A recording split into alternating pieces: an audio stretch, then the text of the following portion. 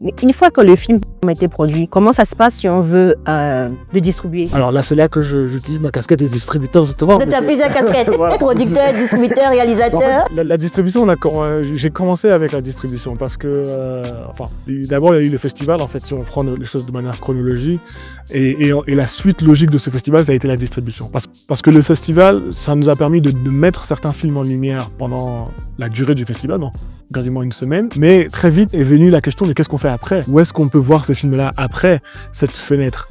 Et donc la distribution, et quand on fait son analyse, on se rend compte que la distribution est stratégique et c'est un domaine qu'on ne peut pas négliger. C'est un peu le nerf de la guerre parce que c'est là qu'on peut monétiser cette créativité, ces talents, qu'on peut monétiser ces films ou ces séries, enfin tout ce contenu audiovisuel. Donc il a fallu très rapidement obtenir une certaine expertise dans ce domaine pour pouvoir avoir un impact. Parce que l'idée aussi, c'était pas juste de se mettre dans la distribution pour faire de la distribution lambda, il fallait répondre à la problématique des films africains. D'accord. Qui est une difficulté de circulation, c'est compliqué.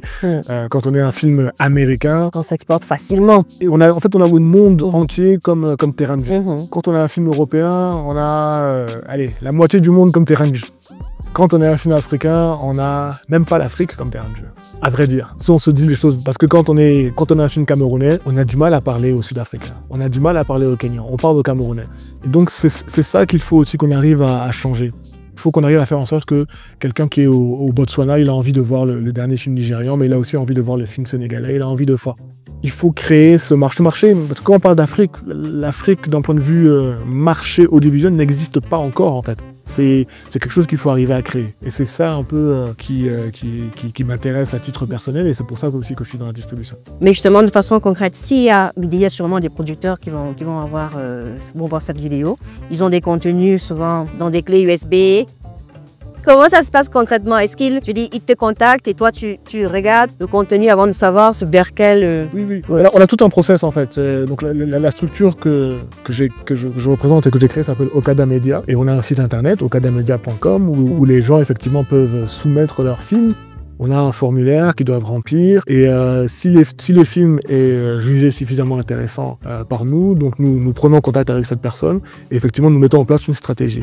Les stratégies ne sont pas les mêmes pour tous les films. Il y a des stratégies différentes, personnalisées selon la thématique, selon le potentiel du film, il y a plein de critères comme ça qui rentrent en jeu. Et ensuite on met en place une sorte de feuille de route qui nous permet sur un cycle de 3 ans, 5 ans, 7 ans, ça dépend, de frapper à toutes sortes de portes et de monétiser le film pour que le film puisse aussi rencontrer son audience, rencontrer son public. Parce que c'est pas la même chose si vous faites un film d'horreur qui s'adresse à, je sais pas moi, un public assez mature en termes d'âge, ou si vous faites un film familial. Vraiment, il y a toutes sortes de catégorisations, etc. Et donc ça, c'est notre travail de pouvoir juger, jauger et du potentiel et ensuite faire en sorte vraiment que le film rencontre son public. Ça, mais en général, c'est quoi? C'est des chaînes de télé? C'est, je sais pas moi. C'est vraiment toutes les applications, la chaîne de valeur. Donc les applications en ligne, oui, les plateformes VOD comme Netflix, les chaînes de télé. Les chaînes de télé, il y a plusieurs types de chaînes de télé. Il y a les chaînes locales, mais aussi les chaînes payantes, comme du câble, etc. Il y a les chaînes internationales, il y a international, je pense par exemple à TV5 Monde. Il y a la salle de cinéma, il y a aussi les compagnies aériennes. Il y a vraiment tout un champ de... C'est facile d'avoir son film sur une compagnie aérienne? Rien n'est facile dans ce domaine-là. Si c'était facile, non, rien n'est facile. Parce que c'est une question de contact, c'est une question d'accès, c'est une question aussi, encore une fois, pas de patience, mais vraiment de détermination, parce que c'est quelque chose qui ne... Enfin, les portes ne s'ouvrent pas comme ça. Il faut vraiment frapper à la porte. Même quand on connaît ça, les portes ne s'ouvrent pas facilement.